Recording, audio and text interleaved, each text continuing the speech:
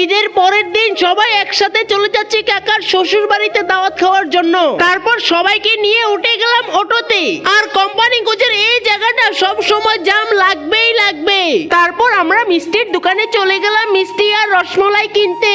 আর এদিক দিয়ে মিষ্টির দোকানের সামনে একটা লোক দুইটা ডাক পাখি বিক্রি করতেছে। আর এটা দেখে আমার অনেক মায়া লেগে গেল পাখিগুলোর জন্য, কিন্তু আমার কাছে টাকা ছিল না এগুলোকে কিনে কিভাবে ছাড়বো আমি। তারপর আমার হাতে মিষ্টি দিয়ে কাকা রসমলাই নিয়ে হাঁটতে লাগলো। আর কাকা শ্বশুর বাড়িতে আসার পর মিষ্টি আর শরবত খেতে দিল। তারপর আমরা মিষ্টি আর শরবত মজা করে খেতে লাগলাম। তারপর আমরা সবাই একসাথে খাবার খেতে লাগলাম। আর খাবারগুলো খেতে আমার কাছে অনেক ভালো লাগতেছে, কারণ গ্রামের মহিলাদের হাতের রান্না অনেক মজা হয়। আর খাবার শেষ করার পর সেমাই আর রসমলাই দিল।